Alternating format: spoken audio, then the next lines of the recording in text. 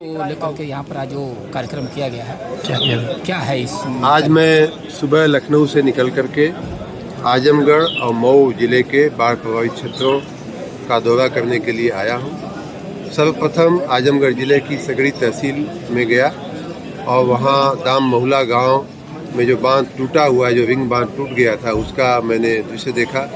बहुत ही भयावह दृश्य, कल परसों आपने भी वीडियो पे देखा होगा। बहुत ही भयावह दृश्य था। उससे जो असर हुई थी, जो इन मकानों में पानी घुस गया था, जिन घरों में और गाँव में पानी घुस गया था, वो सब मैंने प्रत्यक्ष देखा। उसके बाद वहाँ के प्रभावित लोगों को राहत सामग्री वितरित की गई।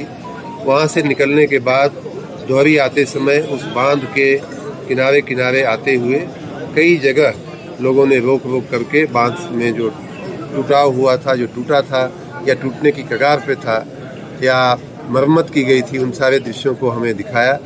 उसी बांध के इर्द गिर्द रहने वाले कई प्रभावित लोगों से भी मैं मिला और उनको भी राहत सामग्री, हमारे राधा स्वामी संप्रदाय ने हमारे निवेदन पर उनके लिए भोजन भी प्रस्तुत किया, तो वो भी वितरित किया गया।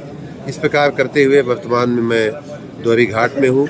दोहरी घाट ब्लॉक के कई गांव बड़ी बुरी तरह से प्रभावित हुए हैं। दोहरी घाट कस्बा भी बड़ी बुरी तरह से प्रभावित हुआ है। नई बाजार, पतनई बुजुर्ग, पतनई खुर्द और ऐसे तमाम गांव जो है प्रभावित हुए हैं। उन तमाम गांवों से आए हुए लगभग 225 लोगों को अभी आपके इस स्थिति में उपस्थिति में हम लोगों ने राहत सामग्री वितरित की है, भाइयों बहनों को, माताओं को। मैं आशा रखता हूं कि आने वाले कुछ घंटों और दिनों में परिस्थितियां सामान्य हो जाएंगी। मैं आजमगढ़ और मऊ दोनों ही जिलों के स्थानीय प्रशासन को बहुत साधुवाद देता हूं, जनप्रतिनिधियों को बहुत साधुवाद देता हूं और यहाँ की सेवाभावी संस्थाओं को भी साधुवाद देता हूं कि उन लोगों ने जनता की सेवा में कोई कोर कसर नहीं रखी है। जनता की पूरी सेवा हुई है। आने वाले दिनों में मैं सेवाभावी संस्थाओं से, जनप्रतिनिधियों से सबसे निवेदन करता हूं कि लोगों के साथ खड़े रहें। प्रशासन तो खड़ा ही है, लेकिन जब समाज उसमें कार्य में जुड़ता है तो और भी बेहतर कार्य होता है।